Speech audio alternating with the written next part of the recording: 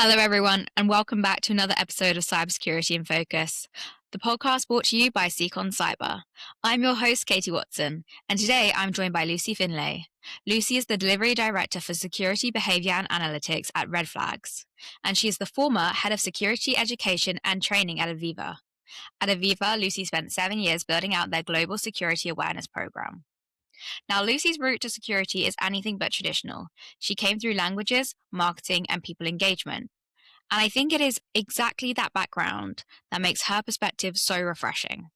In this episode, we get into why annual click-through training isn't working, what behavioral science actually has to do with cybersecurity, how to measure whether your awareness program is changing real behavior, and why the industry needs to stop treating people as a problem to be patched.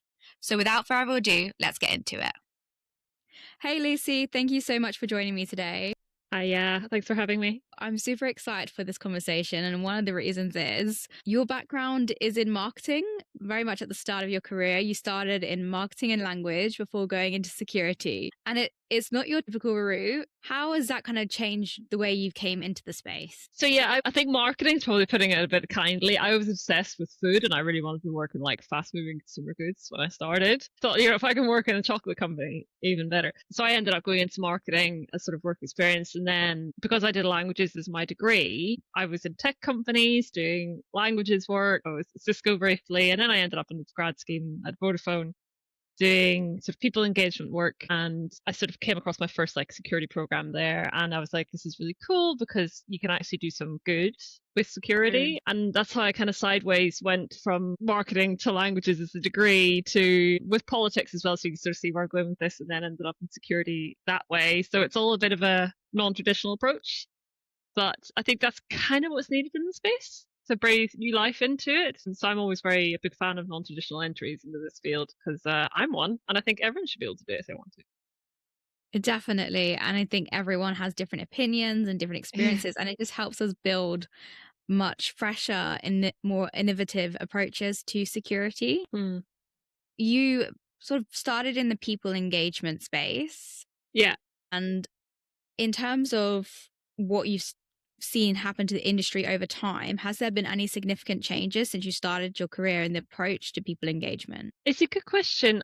Kind of think it went through a sort of renaissance, I would say, or 2018, 2019, I think, when there was a lot more people were willing to try new things around them. But I've kind of found recently that it's kind of gone back to a very compliance focus again. I mean, budgets are being squeezed. Compliance is the name of the game at the minute. We've got lots of new cyber resilience builds coming out shortly, and everyone's really focusing on compliance rather than maybe a bit of that and experimentation, which I was seeing. So I think that has really changed the space a bit, but there are still companies who are like innovating and doing a lot in the middle of the space. So I think it's a lot of the smaller companies are doing more of that, I'm finding. And they're tending to be a bit more like, how can we do things differently? Whereas the bigger ones are more regulated and they're more under the pressure of like, auditors, regulators. So they're maybe a little bit more cautious at the minute. So it really depends, but it's sort of ebbed and flowed. So I think we're due a revolution again, I think.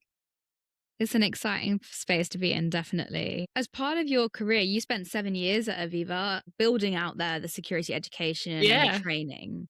Yeah. And what did you learn from that experience? What didn't I learn from that experience? There was a lot that went on there. I think I found that the biggest takeaway for me was that one size doesn't fit all in this space. And it kind of led me to kind of where I am today and how I think today, because it was a really big, diverse business, multinational, multi-demographic, multilingual. And a lot of people will find the same, that you've got this dichotomy in this space where you need to do the compliance piece, where you cover everyone, you reach everyone, and then you could tick that box and say you've trained them. But at the same time, what works for one person does not work for another. You pair that in with, security awareness was still growing, and it still is kind of growing as a field to be accepted, that people are having to do these broad brush activities when actually what you need to be doing is very contextual, tailored content that will resonate with audiences and stick more, because this is how people learn. They learn in relation to their context and what their experience is. If you come at them, once a year with training, they're going to go, yeah, cool, but what's that got to do with me? And that's what I really took away, was the fact that my team, whilst it was quite big for the industry, I was really struggling with actually getting to the level that you need train people effectively. And that's where we get like Bloom's taxonomy into it. The fact that a lot of training only really reaches the lower level of that. You never really get into the analyze or create space because it's just impossible when you're trying to train 40, 50,000 people plus. It's really difficult. So that's what I learned. What I kind of came away most is like the traditional approaches just aren't working. And I think the field needs to recognize that. You have this contradiction in terms that you have to do massive, broad reaching, one size fits all comms, but at the same time, that's not how people learn. So this is where the revolution I'm talking about is coming from. I think people are starting to realize that, but in small buckets, small bubbles. So when you're saying like how people learn, Yeah. I appreciate people have wrote books on this, and it's definitely probably bigger than like a one question. But like, so if you were to kind of give us a quick summary of someone who's kind of interested in this, they not too sure, but like, how do people actually learn? That's a huge question. Our brains are really messy, complicated places. I think everyone knows that. And there's this assumption in the security space that people are like machines and you can patch them. You know, if you tell them once not to click on phishing links, they will therefore retain that and that is you patched. Your brain doesn't work like that. And as I was talking about earlier, is that context is really key to how people learn, whether it be that the context of receiving a phishing email, that's when you need to be able to retrieve information to know how to behave accordingly. But when you were delivered that messaging about how to behave accordingly, you were maybe doing a 3-hour module, you were eating your lunch while clicking through something, you weren't really thinking about it and it didn't really sink in. And there's a wonderful book by a lady called Julie Dirksen called How People Learn, and she describes that your brain is kind of like a closet, like a wardrobe. And if you are a very experienced closet user or builder, you know where the shoes go and where to hang things and where the belt loop rack is and where to put shoes and all that stuff. If you've never dealt with it before, you will just throw clothes into the wardrobe and hope for the best in all this big messy pile. And when you need to go and retrieve the clothes, you won't be able to find them as easily. And that's the same with like security information, because you don't have the context for where this security information applies, when you should use it, where you should store it. It goes into a big messy pile and you don't know when to pull it out again. So like it's a really nice analogy for like how people learn is you need to be able to give them the frameworks to understand when to use it, and at the right point in time you say, right, this is actually how you deal with it. That's why this, what I was talking about earlier about that broad brush once a year training, is really not working for how people learn, because they need to learn at the time it matters to them, at the context, the context where it's important, and also what it means to them and their whole background as well. Because, you know, if I'm working in finance, I don't really care about cloud security, but why am I learning about it? So it's really about actually what's relevant to me, like maybe like separation of duties, or sort of the phishing scams that you're getting for financial people. That will resonate more with me because I understand that context. So context is really key when people learn. So I would recommend those books by Julie Dirksen. She's got a couple of them and they're fabulous and are really good at like reframing how we think about how people perceive information and how they also forget information as well. And it actually makes you realize that how we're delivering security training currently once a year, phishing simulations, newsletters, do not actually tap in to how people retain information or learn or take in information. So worth a reorient in how you think. Fantastic. And I love that metaphor about the wardrobe. Yeah. It just makes me, I mean, it makes me think of how messy my wardrobe is, but it's like, Yes. I think that's why as well it's so effective when you start to relate security things to people's everyday life, because that's like your, you know, jeans and t-shirt that you wear every day in your personal life. You always know where that is in your wardrobe. Even if it is a mess, you can quickly grab it. And like, because you, it's important and you use it all the time. And it's like when you start to relate security to people's everyday, their personal life, they're like, I know where that is. And I think providing that context and that value of what you're saying to someone is so, so effective in getting them engaged. So if it's a case of, you know, once a year doesn't really work and like mass, would you say like more smaller groups of security training, or using AI maybe and technology to provide that? What kind of route to actually doing this is effective, do you think? It's a good question. I think a lot of it comes down to understanding who your target audience is. Depending on like their age, their cultural values, their locations, their jobs is really important. So knowing your business and knowing your business's risks are really important. There's no two ways around it, that you really need to be tailoring what you're doing to your audiences, and that does involve segmenting your audience. This is the same with marketing. You don't send one blanket email out to everyone, you segment it. And that will help people to resonate more. That'll speak to the message, will speak to them more because you've actually tailored it to their circumstances. It is marketing at the end of the day. There is a lot of marketing theory in what security awareness is. It's hard to reconcile because a lot of security awareness teams are maybe one, two people.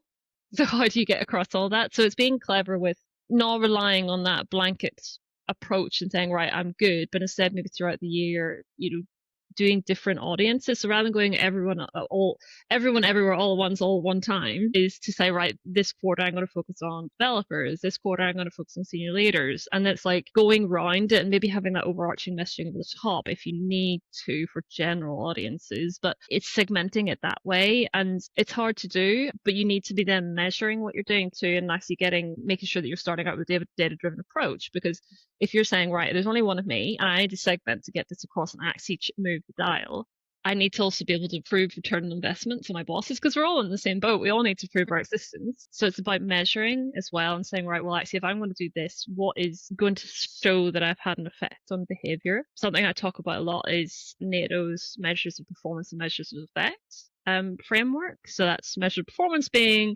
have I completed something? Has it been done? And that's a lot of security awareness, but the measure of effect is, have I actually had a tangible cause and effect on my objective? And that's much harder to measure. And I think that's a lot of where more innovative teams are moving to, is actually that telemetry space. How I can measure behaviors, how I can show that my interventions are having effect on people's actual behavior. So to sum up what I've said there is you need to contextualize it, you need to break it down.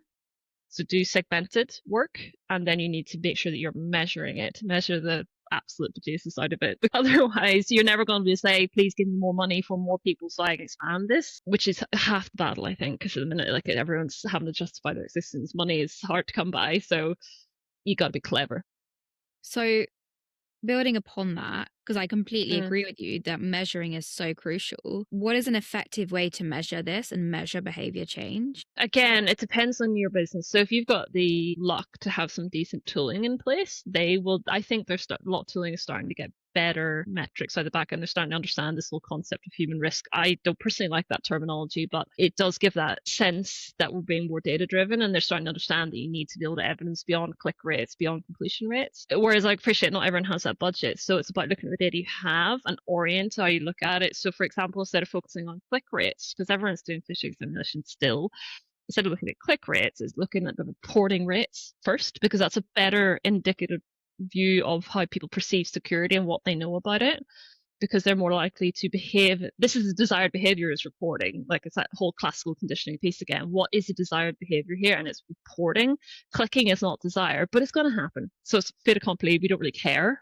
You've engineered it to be clicked. You haven't engineered it to be reported. Look at what people are doing there. Look at the time between whether people report the email first or you've had people clicking on it first. So understanding, are people recognizing it before they're susceptible? And that gives you a view on how incidents would pan out. It's looking at just what people say or do, but mixing it together. So for example, if people aren't using password managers, it's surveying them saying, look, you're not using this. Instead of telling you to use it, it's actually understanding why you're not using it. What's the burden of compliance here for you? Do you understand policy? Are you using a password manager? What's the gap between that?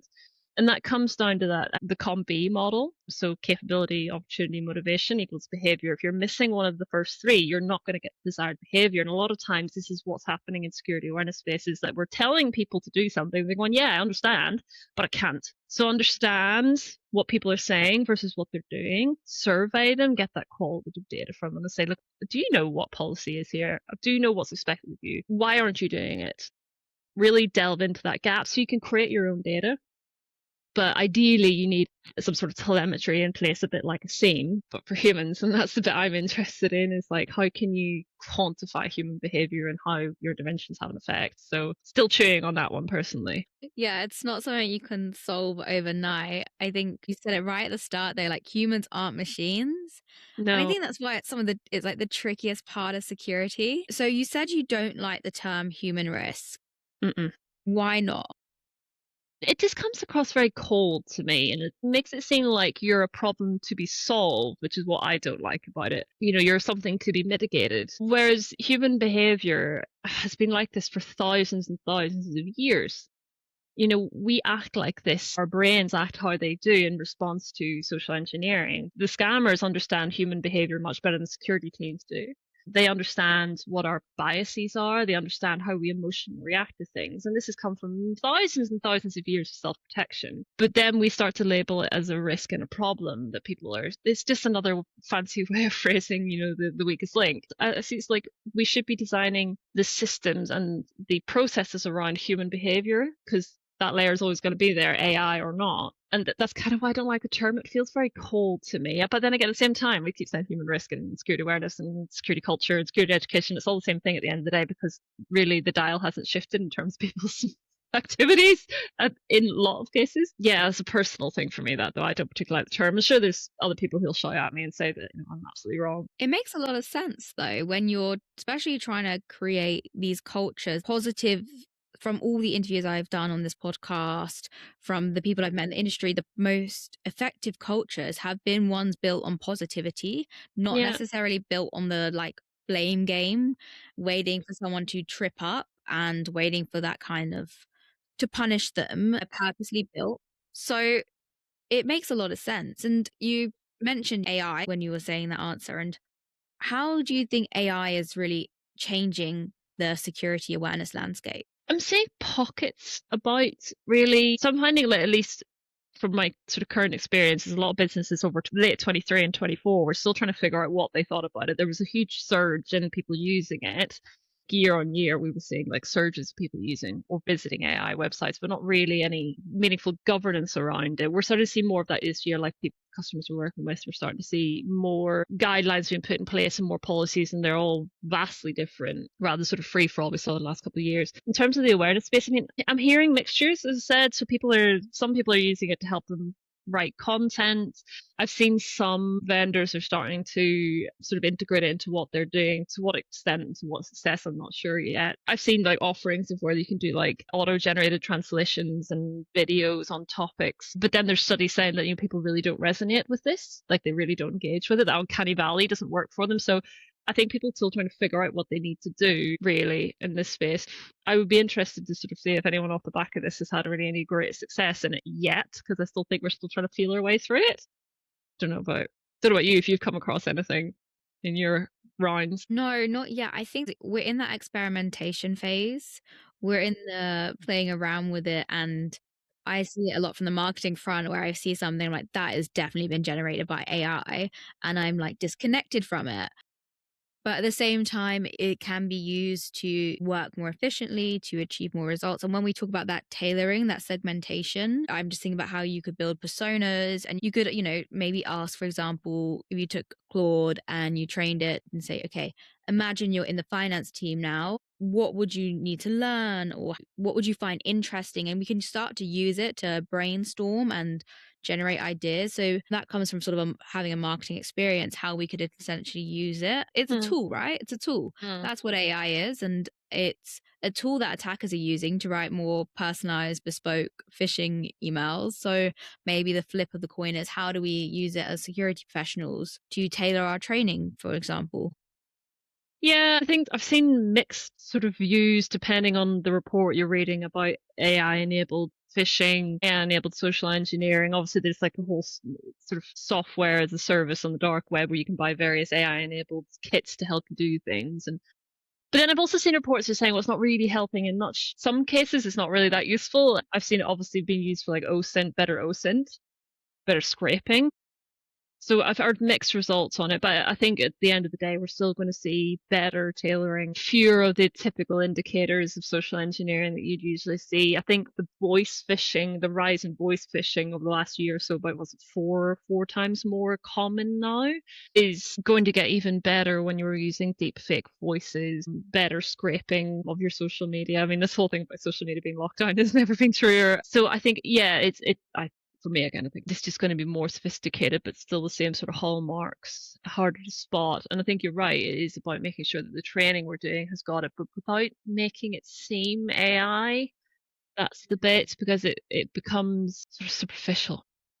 There's no humanity in it, and that's half what's needed, I think. So yeah, I think also thing I've seen is how businesses are using AI for the data aspects and that behavior measurement I was talking about, and to the agentic style measurement too. So again, that whole side of the fence about people getting worried about people putting open source agentic AI onto their work machines, but then again, what it can be used for in the security space as well could be incredible.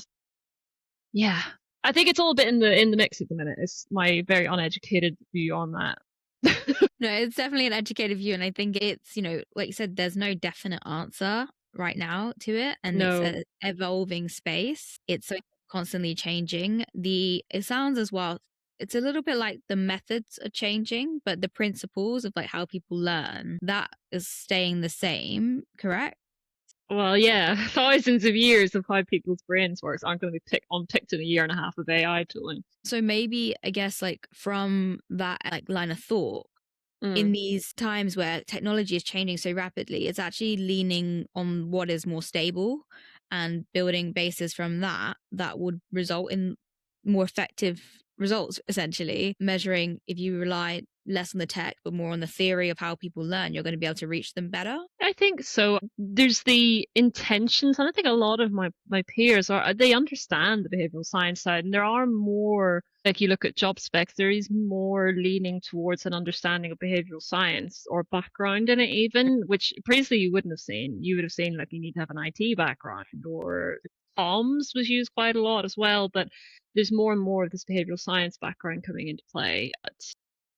That dichotomy I mentioned earlier about the underfunding in this space, and the sort of, it's still a very much viewed as a compliance space unless you've got a very forward thinking business that really gets that this is a behavioral science problem as well.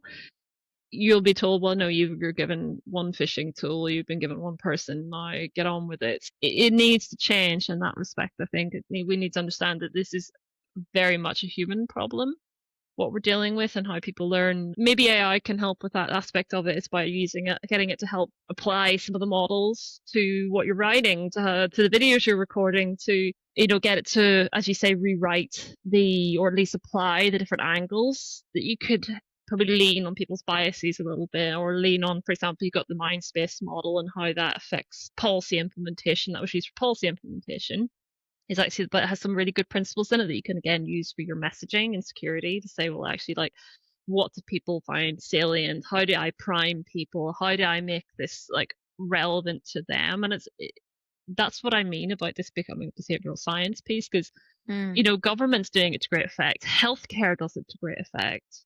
There's a lot of these behavior change programs in place, but security hasn't quite got there because I think it's still seen as a technical problem and a compliance problem. So it's very hard to implement these models of proven behavior change models when you said, well, no, actually, this is the tooling we're giving you and the resource we're giving you. So kind of slightly rambling answer there, sorry, but it all ties together into this space. I think that we need to evolve in how we look at this. Yeah. There's definitely a challenge and a barrier to overcome, and a conversation, really. It's a conversation about how this is about humans. Therefore, it is about behavioral science rather than it's not a tech problem.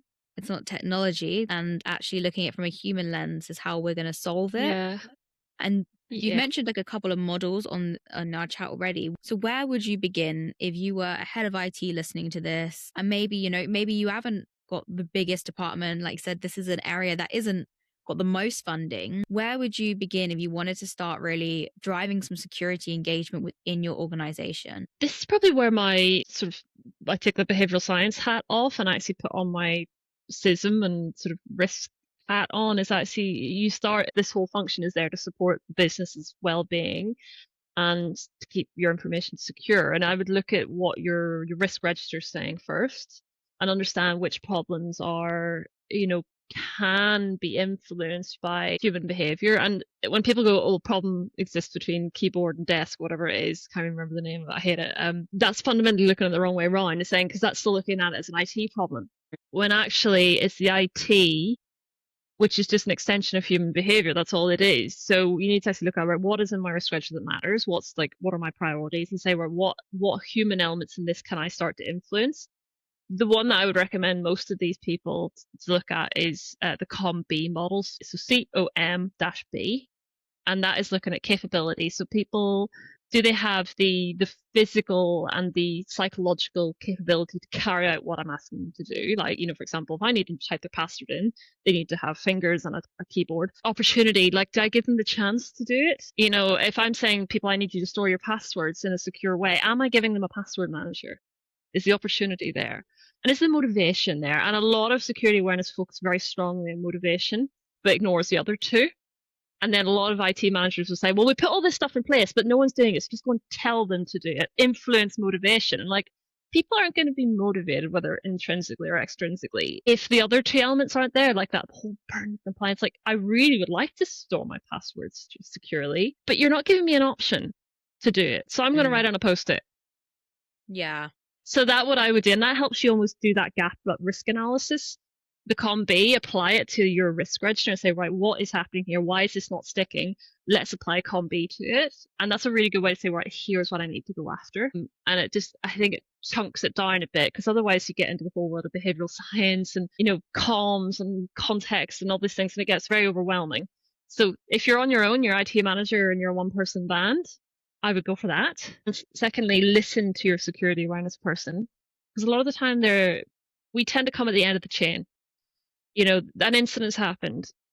All the important teams have done all their important work, and then they go, right, do some awareness about this thing that happened. Was actually bring them into that conversation, put them at the forefront of it, bring them into your incident response, because a lot of the time they will understand, well, actually, what's happening here is something I could deal with. I could queue up my champions. I could get out to people in that area.